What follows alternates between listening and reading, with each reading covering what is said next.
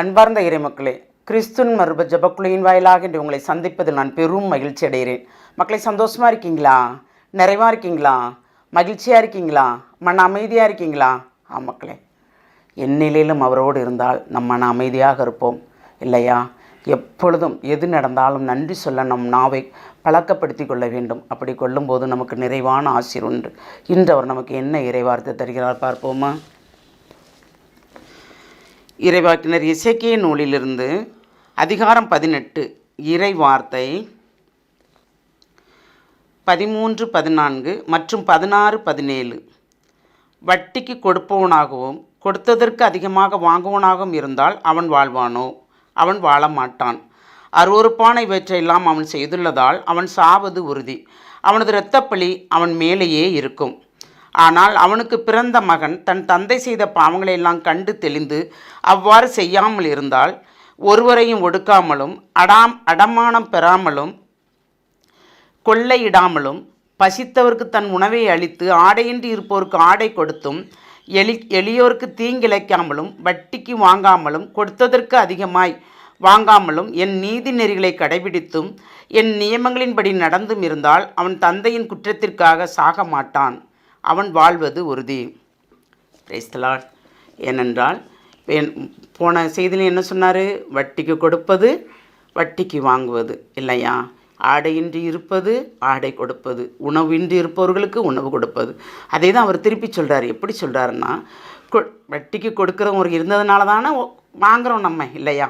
கடன் கொடுக்குறவங்க இருக்கிறதுனால தான் நாம் வாங்குகிறோம். கடன் கொடுப்பவங்க இல்லைன்னா நாம் என்ன செய்வோம்? ஒன்றுமே செய்ய முடியாது நம்மளால். ஆமாம், இப்போது நம்மகிட்ட சாப்பாட்டுக்கு அரிசி இல்லை. பக்கத்து வீட்டில் போய் இன்றைக்குள்ளே எனக்கு சமையலுக்குள்ளே அரிசி தாங்களேன்னு கேட்டு அவங்க தரலேன்னா நம்ம வீட்டில் சமையல் நடக்குமா? யோசித்து பார்ப்போம். நடக்காதில்ல. வெறுமையாக எத்தனை பிள்ளைகள் இருந்தாலும் பட்னியாக இருக்கும். எவ்வளோ நேரத்துக்கு இருப்போம் நம்ம? ஆனால் இறைவனுடைய மக்களுக்கு எந்த வகையிலையாவது யாரையாவது கொடுக்க உதவி செய்வார். அவர் கொடுக்க செய்வாரா மாட்டாரா? அப்போ நமக்கு அவங்க உண்ணுவதற்காக, நாம் சமைச்சு சாப்பிடுவதற்காக அரிசி கொடுக்கும்போது அதை வாங்கி கொண்டு நாம் சமைச்சு நம்ம பிள்ளைகளுக்கு சாப்பாடும் கொடுத்து நிறைவுபடுத்திய பின்பு கொடுத்தவர்களை கேவலமாக பேசினால் யார் அவர்களை கேட்பார்? இறைவன் கேட்பார். ஏனென்றால் பெற்றுக்கொண்டது நாம் அவர்களிடமிருந்து இல்லையா? அப்போ நாம் எப்படி பெற்றுக்கொண்டோம் அதை கொடுக்க வேண்டும் அல்லவா? கொடுத்தால்தானே நிறைவு. திருப்பி கொடுப்பவர்களுக்கு, நாம் திருப்பி கொடுப்போம் என்று வாங்கியவர்களுக்கு கண்டிப்பாக கொடுக்க வேண்டும். இப்போ சமைக்க அரிசி வாங்குகிறோம், நமக்கு கொடுக்க முடியாத சூழ்நிலை. அப்படி இருக்கும்போது கண்டிப்பாக நமக்கு கொடுக்க முடியாது. கொடுத்தவர்களும் நம்மிடம் கேட்க மாட்டார்கள். இந்த சாப்பாட்டுக்கு தானே கொடுத்தோம் நம்ம. அவங்க உணவில்லாமல் இருந்தாங்க. இறைச்சித்தத்தின்படி எங்களுக்கு உணவு இருக்குது, எனக்கு அரிசி இருக்குது, அந்த அரிசியில் நான் எனக்குள்ளதே நான் பகிர்ந்து கொடுத்தேன் என்று சொல்லும்படி இருந்தோம் என்றால் ஆண்டவர் நம்மளை நிறைவாக ஆசீர்வதிப்பார். அதுதான் தந்தை செய்த குற்றத்திற்கு மகன் பலியாவானா அப்படின்னு கேட்குறாப்புல. இல்லை, தந்தை பாவம் செய்திருந்தாலும் மகன் அதை நீதியோடு செய்திருந்தால் கண்டிப்பாக அவன் நிறைவாக வாழ்வான் என்ற வார்த்தை சொல்லுது. இதை எல்லாமே நீங்கள் மொத்தமாக அந்த அதிகாரங்களை எடுத்து நீங்கள் பார்க்கும்போது அதில் உள்ள விளக்கங்கள் நமக்கு புரியும். நம்ம கேட்குறத கேட்டுட்டு ஹார்டாகவே பேசுகிறாங்க இவங்க எப்போ பார்த்தாலும் அப்படின்னு சொல்கிறோம். நாங்களாக கொடுக்குற வார்த்தை இல்லை. இது இறை வார்த்தை என்ன இருக்கோ அதைத்தான் கொடுக்குறோம் இல்லையா? இப்போ வங்கியில் கடன் வாங்குகிறோம், அந்த கடனை நாம் திருப்பி செலுத்தாட்டா நமக்கு என்ன பலன் இருக்குது? என்ன செய்கிறோம்? என்ன செய்வாங்க தெரியுமில்ல? சொத்தை வச்சு கடன் வாங்கினா ஜப்திக்கு போயிடும், இல்லாட்டா நோட்டீஸ் ஒட்டுவான்.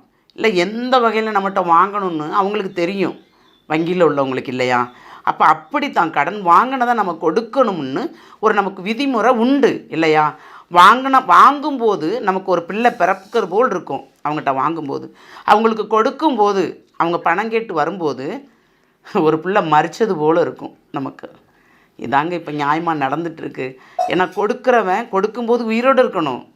ஆனால் நம்ம அவன்கிட்ட கேட்க வருவான்னு வச்சுக்கோங்க, செத்து போயிட மாட்டானா இவன், நம்ம கடனை இல்லாமல் போயிடுவோமேன்னு. அவனே செத்தாளுங்க, இறைவன் உங்கள்கிட்ட கணக்கு கேட்பார். அதாங்க உண்மை. வாங்கின கடனை நாம் திருப்பி அடைத்தால் நாம் நிறைவாக வாழ்வோம். அதைத்தான் சொல்ல வர்றார். பசித்தவனுக்கு உணவு கொடு, ஆடையின்றி இருப்பவனுக்கு ஆடை கொடு. அப்போது பெற்றோர்கள் செய்த பாவம் பிள்ளைகள் மேல் வராது. நான் கேட்பேன் நிறையா. ஏன்னா எப்படி கேட்பேன்னா, பெற்றோர்கள் பண்ணினதற்கு பிள்ளைங்கள் படுகிறார்களே பாடு, அந்த பிள்ளைங்கள் செய்த குற்றத்தை பெற்றோர்கள் குற்றமாக எண்ணாதவாறு அதை அவர் செய்த தவறே இல்லை என்று சொல்லுகிறார் பார்த்தீங்களா?